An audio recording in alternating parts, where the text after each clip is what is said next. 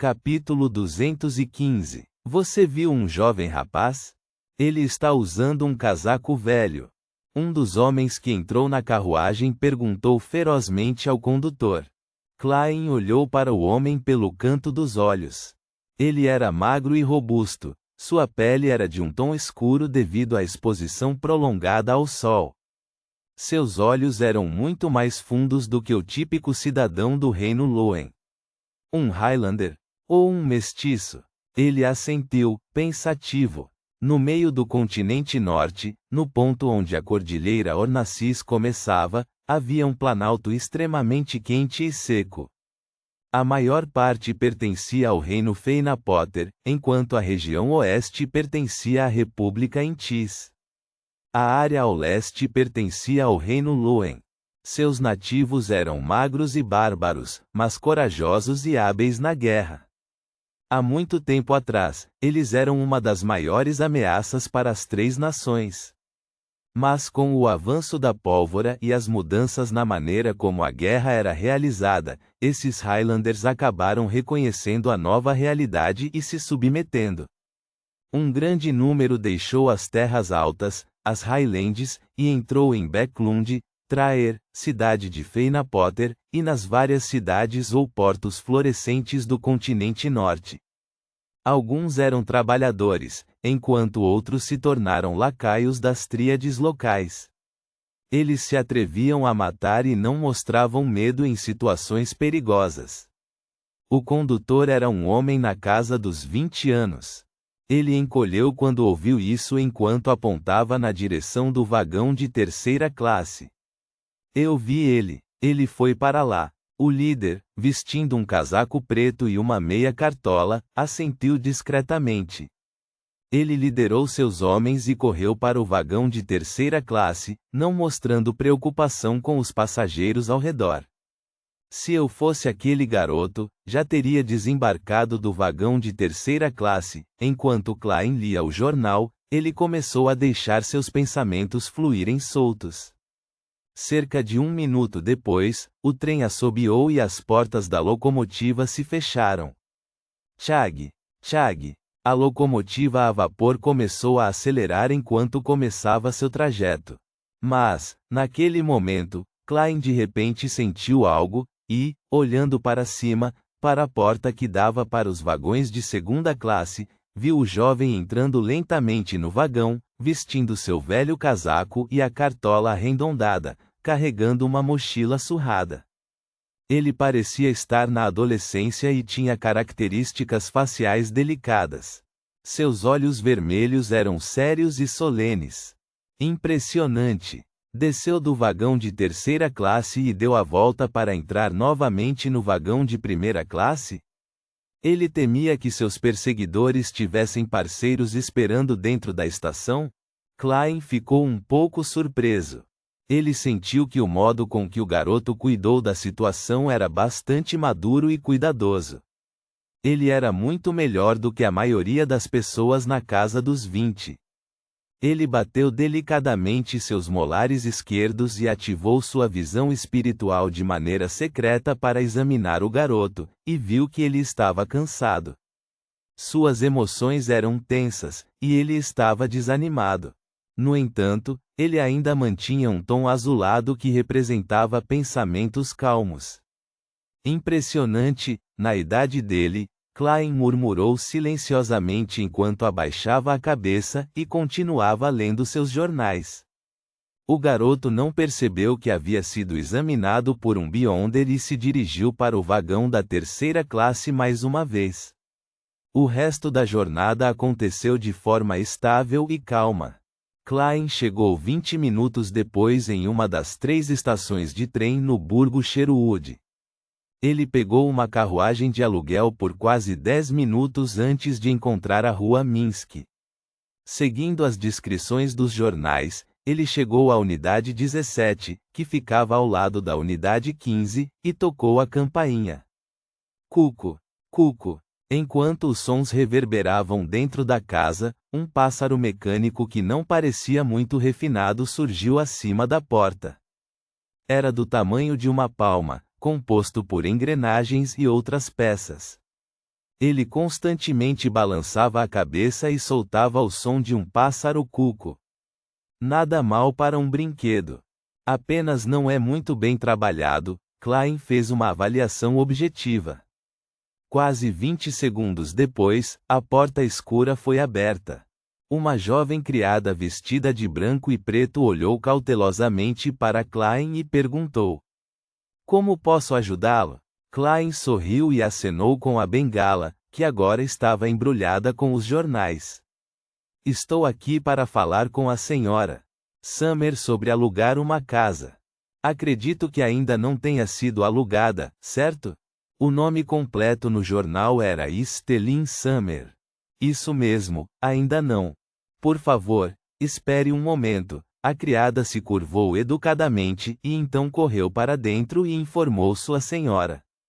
Momentos depois, ela saiu novamente, o guiou para dentro, o ajudou a colocar sua bengala e bagagem no saguão, e pendurou o casaco e o chapéu em um cabideiro no mesmo lugar. Uma rajada quente de ar o inundou, dispersando o frio que Klein havia trazido consigo. Ele examinou a área e viu pela primeira vez uma lareira com design exclusivo. Havia pedaços de carvão vermelho, mas sem fumaça, queimando dentro. A sala de Summer era bastante grande.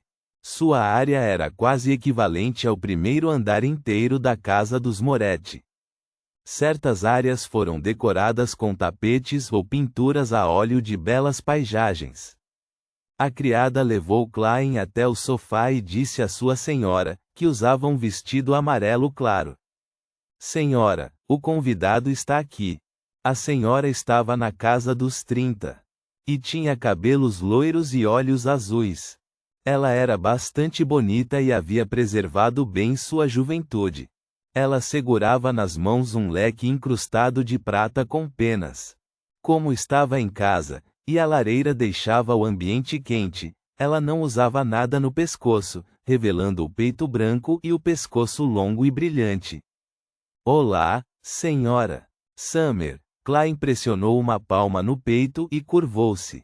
A senhora Summer sorriu de maneira reservada. "Boa noite. Por favor, sente-se.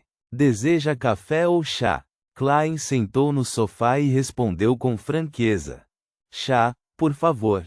"Juliane, chá preto Marques", instruiu a senhora Summer. Ela então voltou os olhos para Klein e perguntou: "Como posso me dirigir a você?" "Sherlock Moriarty."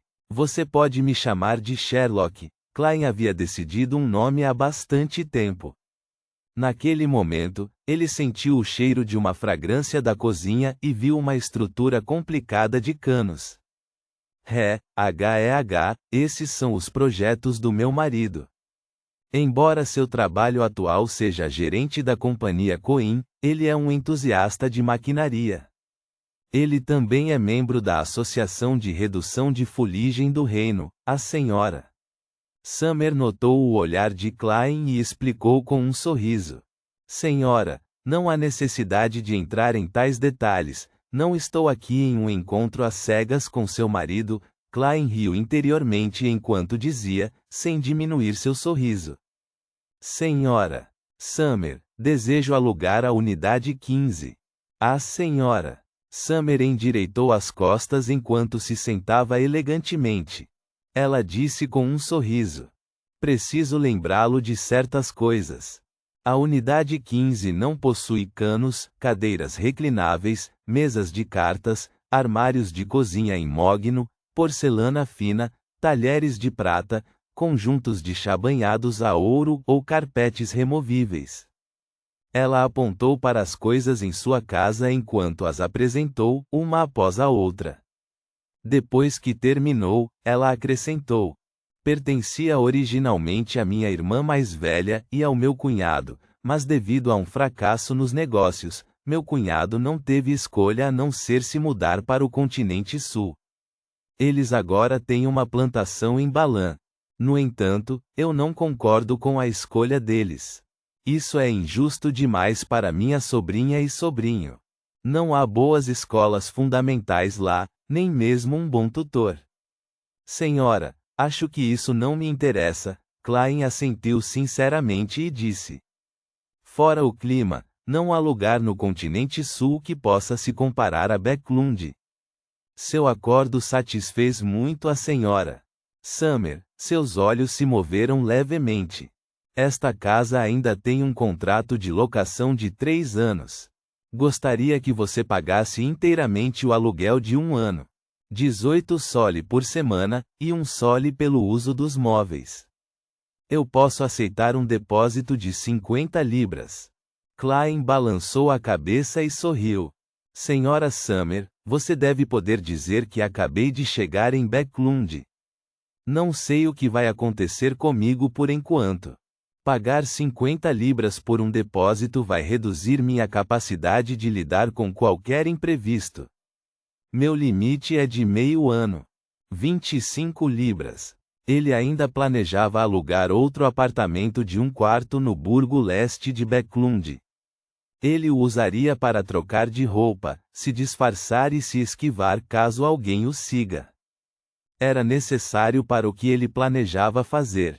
Estelin assentiu levemente e perguntou. Você cursou o ensino fundamental? Klein riu e disse.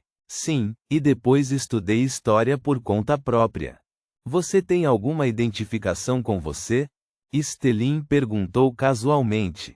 Desculpe. Eu estava com pressa quando saí de casa, e esqueci de trazê-la. Esqueci de me apresentar.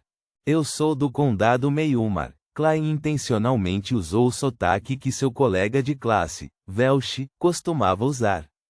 Dizer, esqueci, o fez se lembrar do capitão Dan Smith. O sorriso em seu rosto ficou ainda mais brilhante.